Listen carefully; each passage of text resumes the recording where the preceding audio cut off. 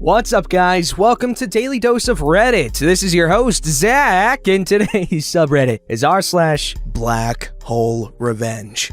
Here are some stories, first one being, "You want to mug me? Enjoy the wheelchair and permanent brain damage." This was dug up by me on Removed It as the original was deleted, so this isn't my story, so yeah, don't blame me if this is fecked up, so anyways, here's the story. Okay, to preface this entire messed up story, this all took place 30 years ago. My memory is not that great, and I might get some things wrong. Also, I go into some graphic details. You have been warned. In 1989, I was a 19-year-old kid living in New York City. I was working as a delivery guy at a dingy hole-in-the-wall pizza place in Hell's Kitchen that's long since gone out of business, and living paycheck to paycheck. I had moved to New York looking for work after my uncle's construction company went under, and had found a tiny crap hole of an apartment, which was the only thing I could afford on the salary I got from the pizza place. The only reasons I took the job was I needed money and it was extremely close to my apartment, only a short walk down a back alley. Hint, hint, the alley is important. I want you all to keep in mind while reading this, the New York of 30 years ago was not the touristy New York of today. Murders were a lot more common.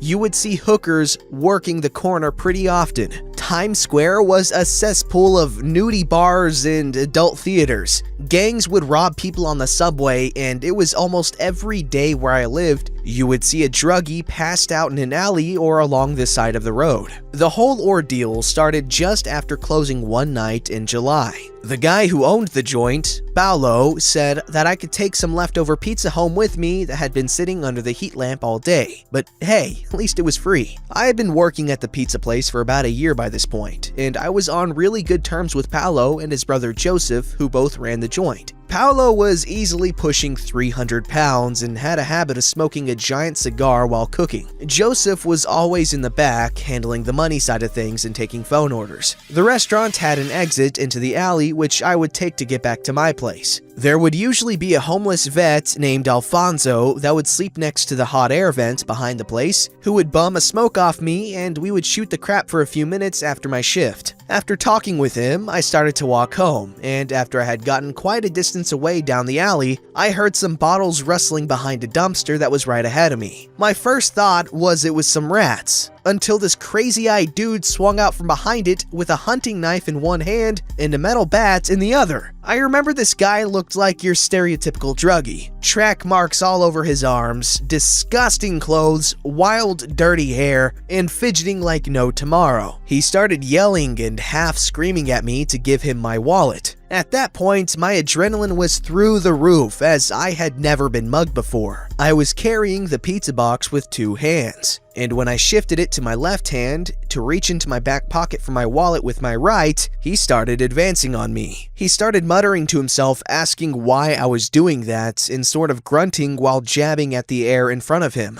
At this point, I know this guy is high off his ass on something or a definite head case. He was really close to me by this point, and before I could take my wallet out, he loaded up his right arm and slashed me across the face with a hunting knife just below my left eye. At first, it didn't really hit me, and I was stunned for a second. It was at that point I started thinking, this is it. I'm gonna die in a freaking alley over the $4 I have in my wallet. That's when I decided to start fighting. If I was going down, I was doing it swinging. I threw the pizza box in his face, which made him step back a little bit, and using both hands, I grabbed the bat out of his left hand that he was still holding. I flipped it around and aimed for the outside of his left knee, which is the one closest to me. It connected, and I heard a snap when it buckled inwards. This brought him to one knee, but he started to get back up again like he couldn't even feel it. I swung as hard as I could and hit the left side of his temple, which made a crunch sound before he crumpled to the concrete. I remember being so incredibly scared, absolutely terrified. I don't remember much after this. Years after this happened, when I went to see a psychiatrist for other reasons, and this was brought up,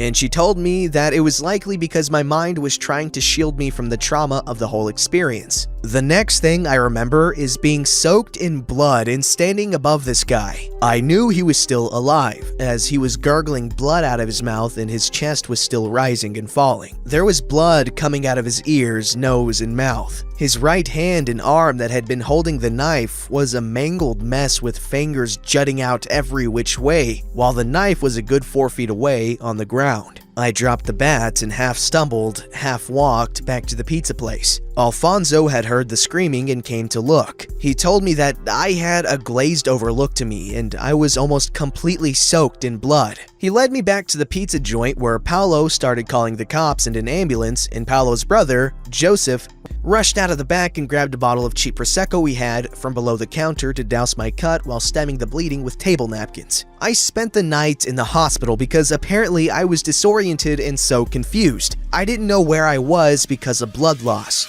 The next day, I was doing better, and there were 2 cops that came to take my statement. After I had told my side of the story, the older looking of the 2 cops said that after 10 years on the job, that guy took the worst beating he'd seen anyone take and survive. The younger looking one started telling me what I had done to the guy, which included severed knee ligaments, broken and dislocated fingers, broken ribs which had punctured a lung, a broken femur, multiple crushed and pulverized bones, a severed spinal cord with a couple broken vertebrae, a burst eardrum, multiple teeth knocked out, completely fractured jaw, a broken nose, a burst eye, a destroyed eye socket, and a completely destroyed cheekbone. He also told me that I had hit his skull so hard, there was spinal fluid leaking out of his ears. They said that they had spoken to Alfonso, Paolo, and Joseph, and they corroborated my story that the back was the junkies and I had most likely acted in self-defense. Although I had no answer to their question of why didn't I stop after he went down besides, I don't know, and I don't remember. After a couple of days, I was discharged, and after just a little while, I was back to working at the pizza place. Although I now had a massive scar running down the side of my face, and Paolo jokingly called me Scarface all the time. Even now, I jokingly say to my wife before sexy time, "Say hello to my little friend," which we still giggle maniacally about together. I was also super jumpy right after the fact whenever I heard bottles clanging together, which unfortunately happened a lot because Joseph used to take the empty Coke bottles to the recycling plant at the end of every week. What made me tell this story here is that recently I thought about how much of the junkie's blood might have gotten in my mouth or in the slash across my face. At the time it happened, the whole HIV/AIDS panic was in full swing, and the guy being a junkie instantly made me realize how much crap I could be in. If I was infected without knowing it, I could have passed it on to my wife or even my children by accident. After quite the panic between me and my wife because of overlooking this, we got the blood results back just a bit ago and thankfully I am completely clean. My doctor said that if I was infected back then, symptoms would have likely manifested by now as well. So there. That is my incredibly long-winded story about one of the scariest events in my life, and the resurgent panic it brought up just a bit ago. I would be happy to answer any questions you have about it, but I'm taking a flight for work in a bit, so you probably won't get a response from me for a few hours. Wow, that was quite the visceral story there. This story's called I'm Fat, Not Weak. I posted this in 2 other revenge subreddits, was told to come here. I would like to start off by saying that when I get angry, I get furious. My sister calls it Hulk mode, where I get huge doses of adrenaline. My rage does not mix well with the fact I don't mind watching people suffer. I'm not saying I'm a bad guy, I help people when I can, but if someone does me or someone I care about wrong, I enjoy their pain with little to no remorse. Anyway, on to the story. I am pretty much the unofficial caretaker of my youngest sister. Let's call her little sister. I am 17 and she is 6, but as her big brother and me looking around early to mid-20s, I'm constantly mistaken as her dad. I always walk her to and from school. Her elementary school is about 3 blocks from the high school. I do schooling online, so there are constantly kids my age walking by our house. Now, I love my little sister more than anything in the world. and am very protective of her. We love playing together and building snowmen in winter. This is exactly when the incident took place. We live in Indiana, so we get some crazy snow. We were building a snow person family while I, the big strong brother, would pretty much stack the snowmen on top of each other while little sister balled them up. I never leave little sister alone outside for more than a few seconds, and always keep an eye on her. We have a fenced-in yard, so it should be fine, right? Keep playing, I'll go get some hot cocoa. Yay! Cue piece of sushi. A kid I knew well, but never had the pleasure of meeting. As I make the hot chocolate, I hear little sister crying. I just figured one of the 4 snowmen fell over or something like that. Little sister, calm down and come here, the hot cocoa is ready. She doesn't come and doesn't stop crying. But then I hear laughing. I step outside, freezing cold with no coat. There were 3 kids, all around my age. We will call the one I knew from school Craphead 1. The others will be Craphead 2 and 3. The snowmen were destroyed, sticks and scarves thrown everywhere, but that wasn't important. Well, if it isn't Humpty Dumpty, is this your dad? Little sister doesn't answer, and I guess Craphead 1 doesn't like that. He slaps and pushes my little sister down with a strike to the face. Her nose all red, she falls and hits her head on the sidewalk and starts screaming,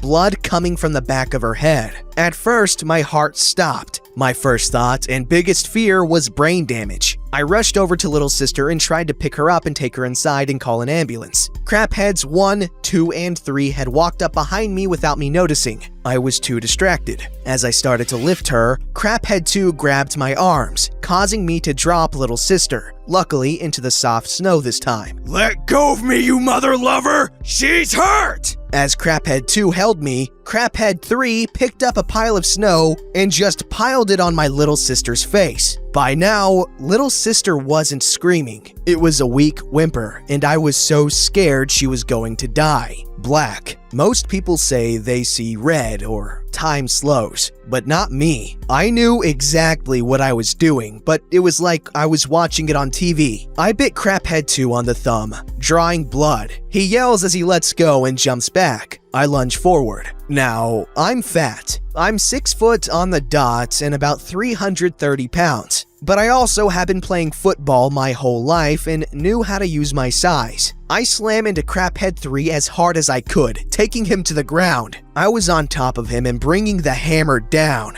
I don't really know how many times I hit him, but he lost teeth, shattered his nose, and lost eyesight in one eye. My knuckles were shredded raw, but I had so much adrenaline in me I didn't feel it. In fact, the only reason I stopped was because I heard I didn't really hear it, I felt it. Then I felt liquid trickle down the back of my head. Blood. Craphead 1 had hit me over the head with a brick. Now, this hurt after the fight, but again, when I have adrenaline pumping through me, I feel nothing. I charged at him as he raised the brick again. He must not have expected my speed with my size because he jumped back and hesitated. I didn't. I slammed him into my dad's truck. Parked on the roadside, he dropped the brick and I punched him in the gut. He bent over and I lifted my knee to meet with his face. He falls to the ground. I pick up the brick. I walk beside him and put it on the sidewalk. I put his hand on the brick. No resistance from him. I stomped as hard as I could. He screamed, louder than anything I've heard.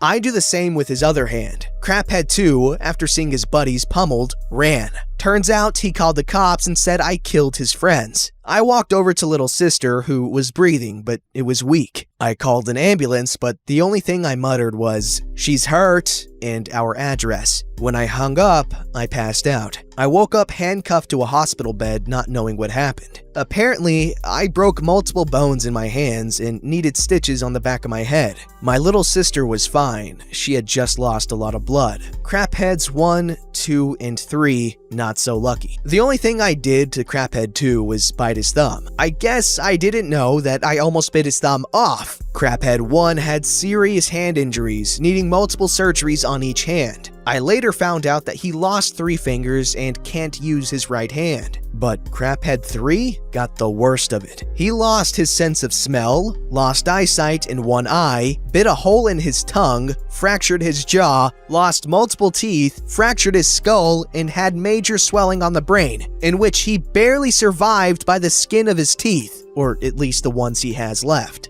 After a bit, a nurse came and checked on me, saw I was awake, and went to get a cop. The cop came in and asked me a bunch of questions, and I told the truth. I don't know. It was black. He then uncuffed me from the bed and said that they watched our security cameras, and while a bit excessive, I acted in defense of myself and others. Some might ask how I can describe the fight so well if it was all black, unreal, like watching TV. Another good question would be about the beginning where I said I enjoyed others suffering, if they deserved it. To answer both of those questions, I have the security recording. The police took the footage from the monitor, but the camera also gets sent to our phones. I love watching it. I've probably watched it a million times. I only have 2 regrets about the whole ordeal. I let Craphead 2 get away with only a small injury. My last regret? I don't think they suffered enough. The footage showed that the fight lasted less than 1.5 minutes. I wish it would have been hours. Oh, the wonders of the sympathetic nervous system. I don't have much to say other than that this guy did what I'm sure